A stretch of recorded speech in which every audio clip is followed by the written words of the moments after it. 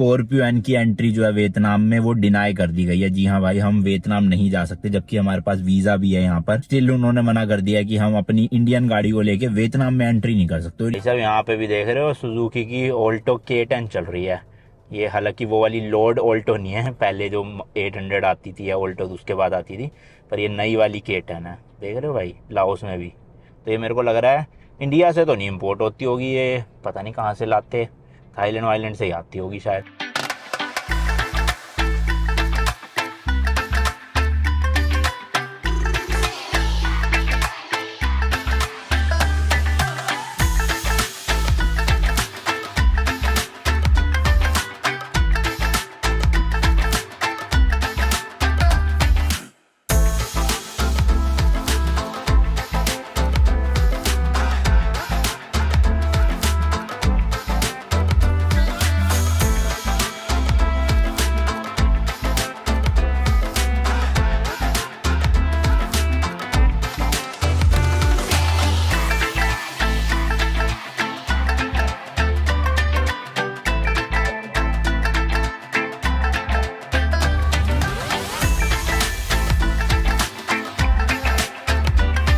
तो भाई पहले तो आ गए हम इंडियन रेस्टोरेंट पेट पूजा करने के लिए, उसके बाद जाएंगे किसी मॉल वॉल में, क्योंकि मुझे अपने दूसरे चैनल अनमोल जायसवाल वाला जो है टेक चैनल, उसके लिए एक वीडियो शूट करनी है यहाँ पे प्ले स्टेशन वगैरह के प्राइजेस के लिए।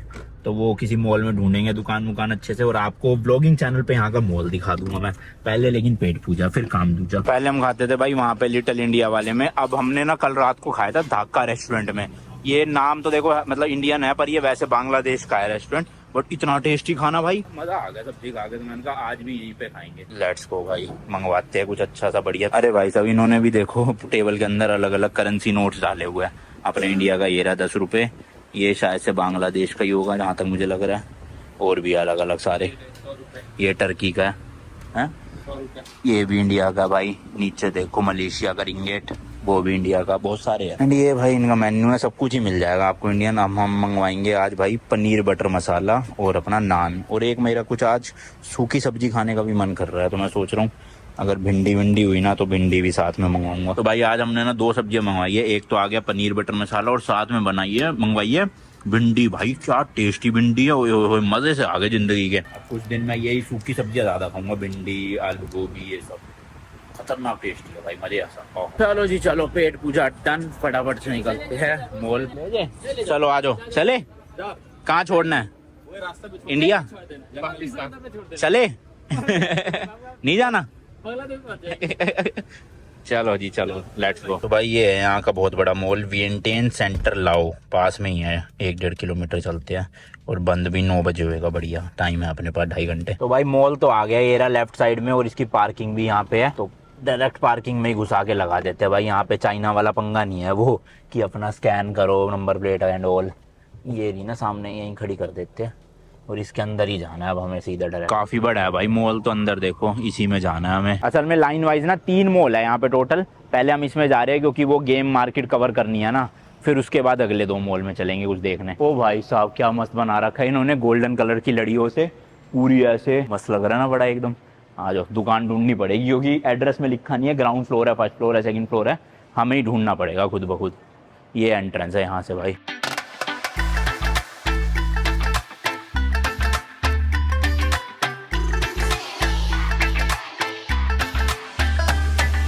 भाई पता नहीं आधे से ज़्यादा मॉल बंद क्यों लग रहा है, मतलब दुकानें सब बंद कर रखे हैं इन्होंने। होपफुली वो गेम वाली दुकान खुली हो, बस इधर देखते हैं। देखना भाई साहब, इन्होंने तो सारे के सारे एक्शन फिगर्स रखे हैं, ड्रैगन बॉल जी के भी है भाई, और भी एनिमे कैरेक्टर्स है, गेम्स के भी कैरेक्टर्स है काफ़ी सारे यहाँ पे। तो जी ये वो दुकान थी जहाँ पे हमने पूरी वीडियो शूट करी है। ओनर काफ़ी अच्छे थे, एक चीज़ की हमने शॉपिंग भी करी जो आप देखना उसी चैनल पे, और काफ़ी सारे प्राइजेस भी बताए भाई। प्ले स्टेशन करोड़ों में मिल रही है यहाँ पे, प्ले स्टेशन 5, तो वो सब देखना वहाँ जाके प्राइजेस। अब हम चलते हैं मॉल, घूमते हैं थोड़ा सा, अगर कुछ है घूमने लायक, वरना कोई गाल नहीं, क्योंकि ऑलमोस्ट भाई बंद ही पड़ा है सब कुछ। देखो यहाँ 4-5 मंजिल का मॉल है भाई, देखो इस तरह से लगा हुआ है, डिज़ाइन अच्छा कर रखा है, मतलब स्लीक और प्लेन डिज़ाइन है, और लाइट से खेला हुआ है हर जगह ये देखो, तो अच्छा लग रहा है ओवरऑल। और ये दुकानें इस तरह से बनी हुई है, इन्होंने कपड़ा लगा के बंद कर रखी है कि मतलब क्लोज हो चुकी है। शायद से ये टाइम वाइम इनका 5-6 बजे तक का ही होगा, या हो सकता है आज ट्यूसडे है तो छुट्टी होगी, कह नहीं सकते भाई, पता नहीं। एक ये स्टोर है भाई मोनजाई, पता नहीं क्या है, मतलब ब्यूटी प्रोडक्ट्स ही मिल रहे हैं यहाँ पे सारे, तो लड़कियों के। ओ कोरियन प्रोडक्ट्स, क्या बात है भाई। मेरे को लेना है एक फेस मास्क, क्योंकि कोरिया के फेस मास्क के बारे में बहुत सुना है मैंने, तो मैंने कहा एक लेके ट्राई करेंगे। वैसे ही आप देख सकते हो भाई, स्किन की ऐसी तैसी हो जाती है ट्रैवल करते करते, तो ले लेना चाहिए। यार मेरे पास तो इंडियन मास्क है, दाढ़ी इतनी बढ़िया है। तुम्हारी दाढ़ी कटवा दूँ पूरा ऐसे प्लेन कर दूँ? वो ट्रिमर वाला सूट में काटेंगे। एक ब्रांड ने ट्रिमर भेजा हमारे दूसरे चैनल के लिए, तो मैंने कहा ये तुम्हारी पूरी दाढ़ी उड़ा देंगे उसमें। तो काफ़ी सारी चीज़ें भाई, लड़कों के मास्क कहाँ हैं, ये तो लड़कियों के दिख रहे हैं सब। देख रहे हो पूरे शॉप में हम 2 लड़के खूबसूरत हैं, बाकी तो हमें हमें। ये देखो भाई कितने तरह के प्रोडक्ट्स हैं, तो ये दिखा रहे हैं हमें face mask. These are all face mask, okay. लो जी लो, ये है। अब ये ब्रांड पता नहीं, this is Korean brand, okay Korean ही है भाई। ये देखो मेड इन कोरिया लिखा हुआ है, तो ले लेते हैं 1-2 यहाँ से, बस। Thank you. दिस ऑल्सो, ओ ये भी है, मतलब ये ब्रांड ही भाई कोरिया का है, बेनो बागी। तो बहुत सारे अलग अलग वेरिएंट है। लेट्स सी भाई कौन सा लेते हैं। ना गार्नियर भी है ना, ये देखो गार्नियर वगैरह भी मिल रहा है। तो हमें तो सिर्फ कोरियन प्रोडक्ट ट्राई करना है मुझे, मतलब लेना क्या है, 1-2 पैकेट लूँगा भाई। रेट देख लेते हैं, 35,000 का है यहाँ का। कितने हो गए 35,000? 200 रुपये है ना, लगभग 200 रुपये हो गए इंडिया के भाई, ठीक ही है। तो भाई अलग अलग तरह के फेस मास्क ले लिए। मेन तो मैंने लिया है पिंपल्स के लिए, क्योंकि पता नहीं ट्रैवलिंग करते टाइम ना पिंपल्स बहुत होने लग जाते हैं। अब ये शायद से हो सकता है होटल के जो बेडशीट और पिलो कवर्स होते हैं उसकी वजह से, क्योंकि मैं घर में रहता हूँ ना, तो घर पे रह के अपने बेड पे सोता हूँ जब, तब नहीं होते इतने पिंपल्स, लेकिन ट्रैवलिंग के वक्त होते हैं। जबकि मैं ट्रैवलिंग में तो पानी भी इतना पीता हूँ दिन भर में, फिर भी हो जाते हैं। ये हो सकता है कि बाहर का खाना खा रहा हूँ ज़्यादा इसलिए, क्योंकि पिंपल्स होना फेस पे बहुत चीज़ों पे डिपेंड करता है, पेट से भी रिलेटेड होता है, पानी की कमी। चलो भाई ऊपर तो बंद है, हम नीचे ही चलते हैं, लेट्स गो। बंद ही हो गया पूरा मॉल समझ लो, और ज़्यादा कुछ था भी नहीं ऐसा खास इधर यहाँ पे। बस एक ये कोरियन स्टोर दिखा जहाँ से थोड़ी वो शॉपिंग कर ली। पता नहीं भाई एंटर तो कहीं और से करे थे, एग्जिट कहीं और से कर गए। तो अब गाड़ी कहाँ खड़ी है, मैप पे लोकेशन लगा ली है, वापस से उसी एंट्री पे पहुंच जाएंगे और गाड़ी उठा लेंगे। लो जी लो, फाइनली मिल गई है वो खड़ी अपनी गड्डी। मैं सोच रहा हूँ होटल में जाके ना एक मास्क लगा के ट्राई कर ही लूँ कैसा है, मजेदार सा। और मसाज करवाने का भी मन कर रहा है वैसे तो मेरा। खैर आज थोड़ा आगे चलते ही भाई उससे भी बड़ा मॉल है, बट ये भी बंद पड़ा है। देखना लोग है ही नहीं भाई आसपास। फाउंटेन वाउंटेन चला रखे है, बट वैसे सुनसान सा पड़ा है। मुझे लग रहा है पक्का यहाँ ट्यूसडे को लेके ना कुछ सीन भी ना, मतलब छुट्टी वुट्टी होती होगी ट्यूसडे को, वरना अबे कौन चिल्ला रहे हैं। तो हमारा जो होटल है वो इसी रोड पे ही है, मतलब अपने होटल से 1 किलोमीटर दूर था ये मॉल, बस। तो बहुत ही पास है, मतलब हमने मस्त जगह लिया है होटल, बिल्कुल सिटी सेंटर में, सब कुछ आसपास। लो जी लो, पहुंच गए हैं सी तो होटल के बाहर। हट जाओ हट जाओ हट जाओ अंकल जी, जगह दो थोड़ी अंकल जी। लेट्स गो भाई, चलो जी गाड़ी लगाते हैं और मास्क लगाते हैं ऊपर चल के। चलो जी गाड़ी को कर दिया पार्क यहाँ पे। और मैं आपसे कह रहा था ना वो सीन हो गया थोड़ा सा एक्चुअल में भाई, थोड़ा यहाँ शोर है, अंदर बैठ के बताता हूँ। अभी जस्ट कंफर्म हुआ है थोड़ी देर पहले ही भाई, स्कॉर्पियो एन की एंट्री जो है वियतनाम में वो डिनाई कर दी गई है। जी हाँ भाई, हम वियतनाम नहीं जा सकते, जबकि हमारे पास वीजा भी है यहाँ पर। स्टिल उन्होंने मना कर दिया कि हम अपनी इंडियन गाड़ी को लेके वियतनाम में एंट्री नहीं कर सकते। और ये स्पेशली भाई इंडियंस के लिए ही है कि इंडियंस अलाउड नहीं है गाड़ी लेकर। एंड इसके पीछे एक रीजन है भाई, वो है हमारी जो गाड़ी है वो है right hand side steering wheel वाली। एंड वहाँ की जो रूल है वो ये कहता है कि आप गाड़ी एंटर कर सकते हो, बट लेफ्ट साइड में स्टीयरिंग व्हील होना चाहिए आपका, राइट में नहीं। तो यानी कि इंडिया, यूके, ऑस्ट्रेलिया और ऐसे जितने भी देश है जहाँ पे भाई राइट साइड वाली गाड़ी है, मतलब राइट साइड स्टीयरिंग व्हील वाली गाड़ी है, वो वियतनाम में एंटर ही नहीं कर सकती किसी भी बॉर्डर से, चाहे वो लाओस का बॉर्डर हो, चाहे वो कंबोडिया का बॉर्डर हो, चाहे वो थाईलैंड का बॉर्डर हो। तो हमारा प्लान था भाई लाओस के बाद हम वियतनाम एंटर करेंगे, ऐसे यूं जाएंगे वियंटियन से ऊपर की तरफ, फिर वियतनाम से नीचे आएंगे पूरा कवर करते हुए कंबोडिया, फिर कंबोडिया कवर करते हुए थाईलैंड एंटर करेंगे। बट अब वियतनाम ने एंट्री देने से मना कर दिया, तो अब हमारे पास कोई चारा नहीं है भाई, फंस चुके हैं हम पूरा वाला। इसलिए हमें इस ट्रिप में से वियतनाम एज अ कंट्री को काटना पड़ेगा। अब मैं गाड़ी थाईलैंड में छोड़ के या लाओस में छोड़ के जा सकता हूँ घूमने वियतनाम, बट फायदा क्या भाई, जब गाड़ी से आया तो गाड़ी से ही जाऊंगा ना, वैसे फिर तो कभी भी जा सकता हूँ फ्लाइट से। तो मैं एक कंट्री कम करनी पड़ेगी अभी इस ट्रिप में से, लफड़ा हो गया है तो बहुत बड़ा। तो अब आप सोच रहे होंगे कि अगर वियतनाम एंट्री नहीं दे रहा तो आपकी तो ट्रिप ही कैंसिल होगी, अब आपको तो इंडिया जाना पड़ेगा गाड़ी को लेके वापस। तो ऐसा नहीं है भाई, मैंने आपको बताया था दोपहर को कि लाओस से जो है हम थाईलैंड भी एंटर कर सकते हैं और कंबोडिया भी एंटर कर सकते हैं। बट जो कंबोडिया वाला रूट है ना वो थोड़ा सा वियंटियन से ऐसे घूम फिर के है, जिसमें हमारे 3-4 दिन एक्स्ट्रा लगेंगे। तो अभी मैंने फाइनल किया है कि वियंटियन से हम सीधा थाईलैंड जाएंगे, मतलब लाओस और थाईलैंड का बॉर्डर क्रॉस करेंगे और थाईलैंड पहले घूमेंगे, उसके बाद आधा थाईलैंड घूमने के बाद मतलब हम बैंकॉक पताया घूमेंगे और फिर वहां से जाएंगे हम कंबोडिया की तरफ। फिर हम पूरा कंबोडिया घूम के, पूरा तो क्या मतलब उनकी जो मेन 2 सिटीज है वही घूमेंगे और छोटे मोटे जो गांव शहर आएंगे वो। तो ये दोनों घूमने के बाद हम वापिस से कंबोडिया से थाईलैंड एंटर करेंगे और नीचे की तरफ जाएंगे जहाँ पे कराबी वगैरह है ना, तो कराबी घूमते हुए हम एंटर करेंगे मलेशिया में या म्यांमार में, देखते हैं वो जो भी सीन है भाई, क्योंकि म्यांमार भी काफी लोग मना कर रहे हैं कि वहां पे कुछ ज्यादा ही सीन चल रहा है, मत जाना।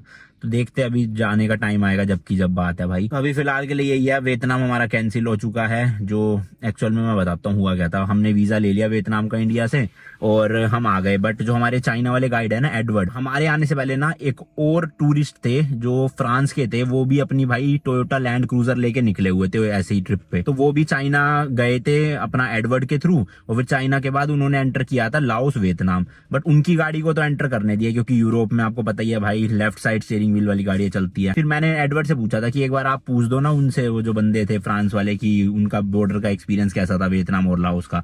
तो एडवर्ड ने पूछा और एडवर्ड ने मुझे बताया।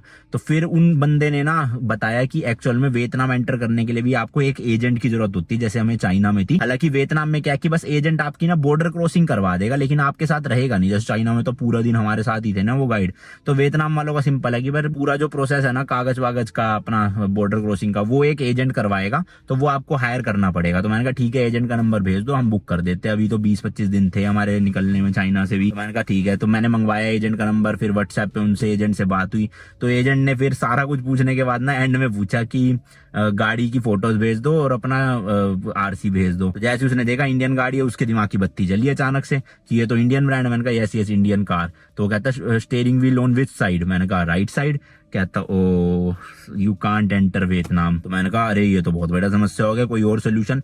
तो उन्होंने कहा कि जो इंडियन एम्बेसी है ना अपना वियतनाम के कैपिटल सिटी में, वहां पर आप जाओ और वहां से एक लेटर लिखवा के लाओ कि वो गारंटी दे रहे हैं गाड़ी को एंटर करने की। एक्चुअल में होता क्या है ना, देखो जिस कंट्री में रोड के रूल उल्टे होते हैं और हम गाड़ी उल्टी साइड की ला रहे हो तो वहाँ एक्सीडेंट होने के चांसेस हो सकते हैं। फॉर एग्जाम्पल चाइना में भी था, अब लाओस में भी है, थाईलैंड में भी होगा। तो इन कंट्रीज में तो इतनी दिक्कत नहीं है, लेकिन वियतनाम कहता है आपका स्टीयरिंग व्हील लेफ्ट साइड ही होना चाहिए, तभी आप हमारी कंट्री में ड्राइव कर पाओगे, वरना आप एक्सीडेंट कर दोगे आके, जिससे आपकी लाइफ को खतरा तो है ही, हमारे सिटीजन की लाइफ को भी खतरा है। तो इसलिए उन्होंने एंट्री ही बंद कर रखी है राइट साइड स्टीयरिंग व्हील वाले गाड़ियों की। तो अब कोई चारा नहीं था भाई, वो कह रहे हैं एम्बेसी से लाओ। एम्बेसी कहाँ जाऊं मैं, वियतनाम पहले जाऊं है गाड़ी छोड़ के यहाँ पे, फिर वहां से लिखवा के लाऊं, वो भी पता नहीं भाई वो लिख के देंगे नहीं देंगे, गारंटी लेंगे नहीं लेंगे। तो मैंने कहा यार अब छोड़ो, इतने दिन से ट्राई कर रहा था कि जुगाड़ हो जाए, कुछ बट नहीं हो पाया। अपने एक भाई है जेरी करके, वो साइकिल से निकले हुए इंडिया टू ऑस्ट्रेलिया, तो उनसे भी मेरी बात हुई, इंस्टा पे मैंने मैसेज भेजा, फिर उन्होंने व्हाट्सएप नंबर दिया, हमारी बात हुई। तो वही है भाई, सोल्यूशन कुछ निकल नहीं पाया, तो वियतनाम को कट आउट करना पड़ेगा मेरे को। बाइक होती ना तो बाइक से आप जा सकते, कोई दिक्कत नहीं, बस गाड़ी में ही सीन है ये। ठीक है, हम मैंने एक्सेप्ट कर लिया, आप लोग भी एक्सेप्ट कर लो। थोड़ा दुख होएगा मुझे भी, आपको भी थोड़े दिन, बट कोई नहीं, वियतनाम को टाटा बाय बाय। बट एक चीज अच्छी है भाई, ये ना एडवर्ड ने हमें पहले ही उन बंदों से कनेक्ट करवा दिया, क्योंकि गूगल पे तो कोई इन्फॉर्मेशन अवेलेबल नहीं थी। आप खुद सोचो, हम पहुंच गए वियतनाम और लाओस के बॉर्डर पे, और भाई बॉर्डर पे रात को एंट्री नहीं होने दी वहां पे, फिर वापस हमें लाओस आना पड़ता, बहुत लफड़ा होता। तो पहले ही बच गए हैं, वो ज्यादा बेटर रहा है ना, सही बात है कि नहीं। चलो लैपटॉप निकाल लिया और ये जो स्टैंड खरीदा है ये भाई यहीं छोड़ देते हैं, इसको ऊपर ले जाके क्या करूंगा, लैपटॉप तो जरूरी है ना भैया, एडिटिंग कैसे होगी वरना। चलो जी चलो लेट्स गो, मास्क वास्क लगाएंगे, बाकी ब्लॉग को खत्म करते हैं। मिलता हूँ जी आपसे नेक्स्ट वीडियो में, till then good bye and as always तीखे रास्तों पे नहीं बढ़ना फीका, बाय।